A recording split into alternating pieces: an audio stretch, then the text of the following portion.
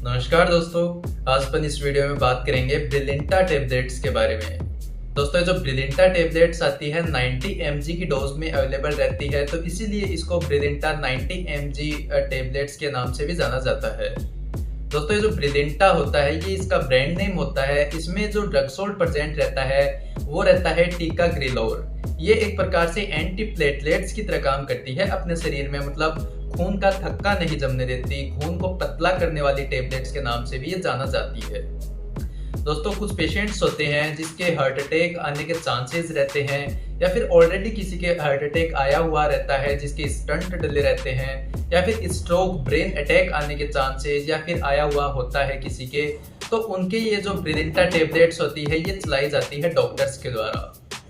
दोस्तों, अगर किसी का खून ज़्यादा मतलब गाढ़ा रहता है, कंसंट्रेटेड रहता है, ये ज़्यादा कंडीशन उन पेशेंट्स में पाई जाती है, उन पीपल्स में देखने को मिलती है जो ज़्यादा लिपिड इंटेक करते हैं, फैटी फूड्स इंटेक करते हैं, या फिर ओल्डर एजेस में देखने को मिलती है।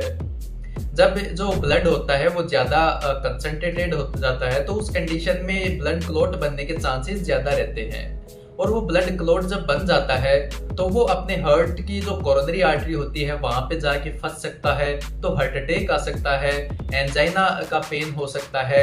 इसके अलावा अगर वो ब्लड क्लॉट है वो ब्रेन की आर्टरीज में, सेरिब्रल आर्टरीज में अगर जाके स्टक हो जाता है तो ब्रेन अटैक या फिर स्ट्रोक आने के चांसेस रहते हैं।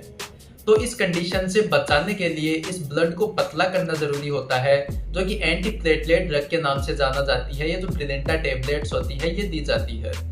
तो इस प्रकार ये ब्रिलिंटा टेबलेट्स होती है, इसको रेगुलर डेली डोज में लेनी होती है जिस प्रकार आपके डॉक्टर्स आपको बताए हैं, और इसको हमेशा डेली सेम टाइम पे लेनी होती है और सेम डे लेनी होती है, मतलब डेली लेनी होती है इसको और सेम टाइम पे लेनी होती है, क्योंकि इसका इफेक्ट शरीर में बना रहना बहुत ज़्यादा ज़रूरी है। अगर आप इसको डोज मिस कर देते हो, टेबलेट्स मिस कर देते हो, तो बहुत बड़ा रिस्क हो सकता है आपकी लाइफ के लिए, क्योंकि हार्ट अटैक आने के चांसेस, स्ट्रोक आने के चांसेस बहुत ज़्यादा रहते हैं। अगर किसी के हार्ट अटैक आया हुआ होता है, उसके स्टंट डले होते हैं, तो उस कंडीशन में भी ब्लड क्लॉट होने के चांसेस ज़्यादा रहते हैं। तो उस कंडीशन में भी ये जो ब्रिलिंटा टेबलेट्स होती है ये दी जाती है पेशेंट को रेगुलर इंटेक के लिए।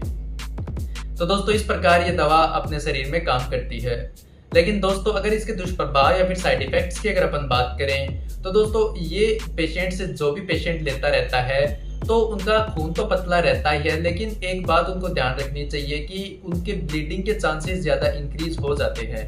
अगर उनके माइनर वुंड हो जाता है, इंजरी हो जाती है, ट्रॉमा हो जाता है, तो उस कंडीशन में उनकी ब्लीडिंग यूजुअल से ज़्यादा हो सकती है, मतलब नॉर्मली ब्लीडिंग स्टॉप हो जाती है, उस कंडीशन से ज़्यादा ब्लीडिंग हो सकती है, क्योंकि खून पतला करने वाली ये दवा वो ले रहे होते हैं। तो अगर ब्लीडिंग ज़्यादा हो रही होती है तो उस कंडीशन में आप अपने जो कंसल्टेंट डॉक्टर है उनसे जाके कंसल्ट जरूर कर सकते हैं। दोस्तों, ये जो ब्रिलिंटा टेबलेट्स होती है कभी भी डोज से ज़्यादा नहीं लेनी और कभी भी डोज से कम नहीं लेनी, हमेशा सेम डोज लेनी है डॉक्टर के बताए गए अनुसार ही। दोस्तों, ये जो ब्रिलिंटा टेबलेट्स होती है मार्केट में लगभग 400 रुपीज़ तक इसकी 14 टेबलेट्स की जो स्ट्रिप होती है वो अवेलेबल हो सकती है। ये आपको ऑनलाइन स्टोर पे भी अवेलेबल हो जाती है। इसके अलावा आपको ऑफलाइन फार्मेसीज वगैरह पे भी मिल सकती है। दोस्तों, ब्रिलिंटा टेबलेट्स होती है इसको आप हमेशा डॉक्टर के परामर्श से ही काम में लें। अगर कोई भी पेशेंट है जिसके लीवर फेलियर की शिकायत है, किडनी फेलियर की शिकायत है ऑलरेडी, तो उनको ये दवा बहुत ज़्यादा सावधानियों के साथ में काम में लेनी चाहिए और बहुत ज़्यादा प्रिकॉशंस के साथ में काम में लेनी चाहिए। दोस्तों, अगर कोई लेडीज है, वुमेन है, वो प्रेग्नेंट स्टेज में है या फिर बच्चे को दूध पिलाने वाली स्टेज, मतलब लैक्टेशनल स्टेज में है, तो उनको भी यह दवा बहुत ज़्यादा सावधानियों के साथ में काम में लेनी चाहिए और हमेशा डॉक्टर के परामर्श के साथ ही काम में लें ये दवा।